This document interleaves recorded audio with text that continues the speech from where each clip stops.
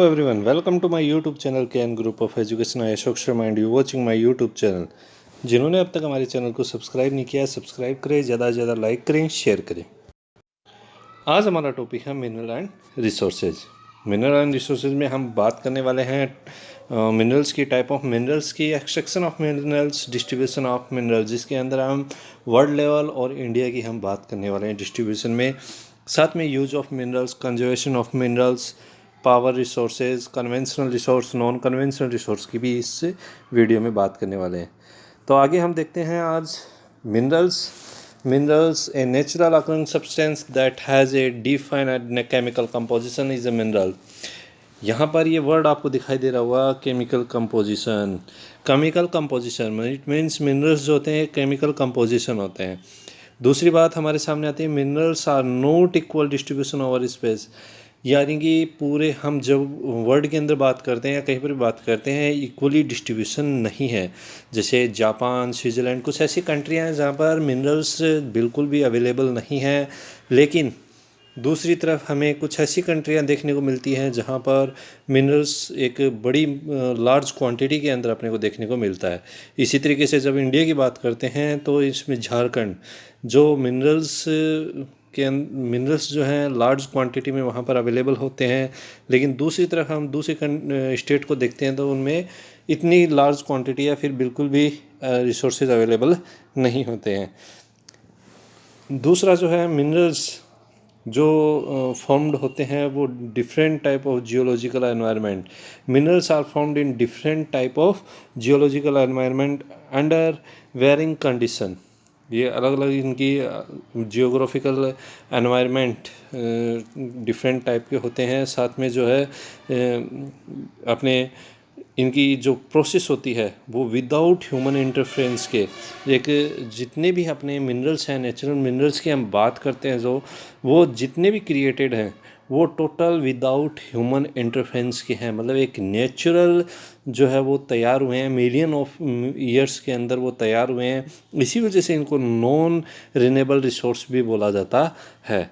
क्योंकि एक दूसरी चीज़ इसी के साथ में एक चीज़ और बताना चाहूँगा, जब नॉन रिन्यूएबल रिसोर्स की बात आई है तो यहाँ पर जो है दूसरी चीज़ हमारे सामने ये भी क्लियर होती है कि जो मिनरल्स हैं उनकी क्वांटिटी लिमिटेड है। क्योंकि non renewable resource are limited, जितने भी नॉन रिन्यूएबल रिसोर्स हैं वो बिल्कुल लिमिटेड है। इनको जो है आइडेंटिफाई इनके फिजिकल प्रॉपर्टीज़ और कलर के, इनको कलर और physical property, density, chemical properties के आधार पर किया जाता है। ये वर्ड मैंने उस टाइम बताया था, केमिकल जो है केमिकल से ये बने हुए होते हैं। केमिकल जैसे यहाँ पर केमिकल कंपोजिशन मैंने बताया था, तो इन्हीं सब चीज़ों से इनकी पहचान की जाती है, आइडेंटिफाई किया जाता है इनको, मिनरल्स को। टाइप ऑफ मिनरल्स जो हम on the basis of composition type of minerals, तो फर्स्टली अपने सामने आता है metallic minerals are generally found as ore which contain metal in their raw form. There are classified into ferrous and non ferrous metal. जो अपने metallic की जब हम बात करते हैं उनको टू टाइप में डिवाइड किया गया है, फेरियस एंड नॉन फेरियस, जिसमें फेरियस मिनरल लाइक आयरन और मैग्नीज एंड आयरन कंटेन उसमें इंक्लूड रहता है।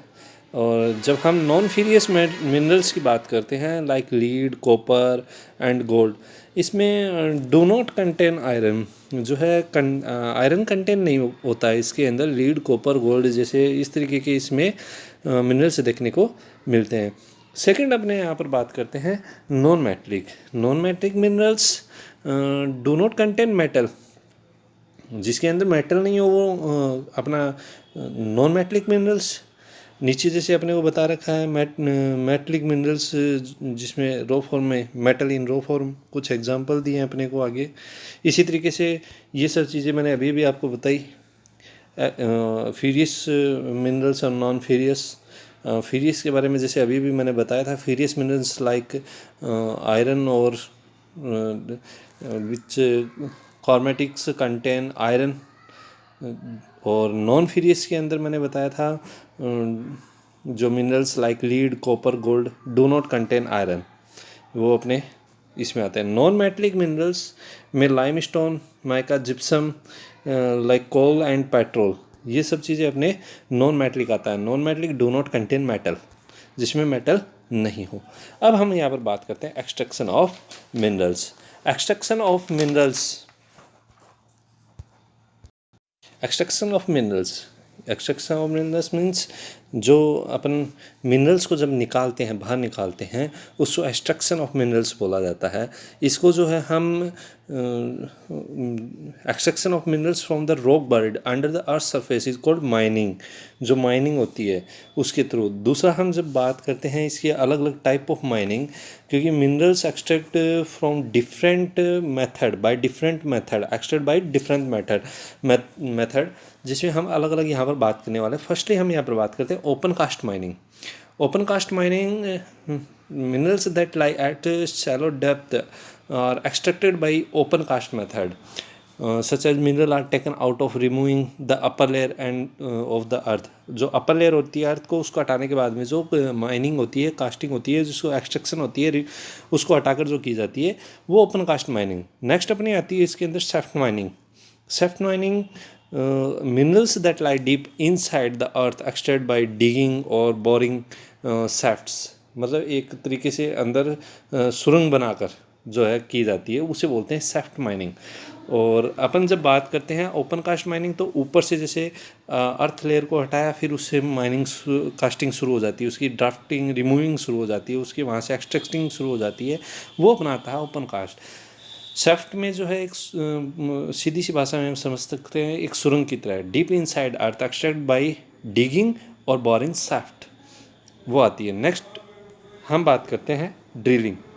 Drilling, petrol and natural gas are found very deep below the earth और sea level, to extract them deep well and bored, जो एक तरीके से जैसे बोरिंग वेल देखा हुआ है, उसी तरीके से बिल्कुल एक डेप्थ के अंदर से उसको निकाला जाता है। ये ज़्यादातर पेट्रोलियम नेचुरल गैस, क्योंकि ये काफ़ी डीपली होता है।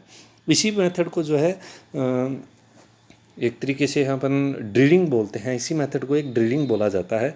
नेक्स्ट अपना आता है कैरिंग। कैरिंग जो है, minerals that lie near earth surface are extracted by digging them out, मतलब सीधा अपने को अर्थ के ऊपर ही, जो अर्थ सरफेस के ऊपर ही जो वो मिल जाएं, जैसे लाइमस्टोन फॉर एग्जांपल, ये आते हैं। ये था हमारा मिनरल्स के बारे में हमने उनकी एक्सट्रैक्शन के बारे में पढ़ा, मिनरल्स के बारे में पढ़ा। नेक्स्ट अपना टॉपिक आता है अब डिस्ट्रीब्यूशन ऑफ मिनरल्स, जिनको हम अपनी नेक्स्ट क्लास के अंदर क्लियर करेंगे।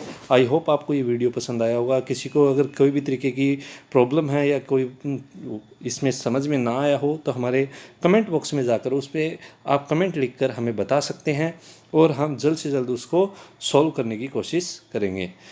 Thank you for watching.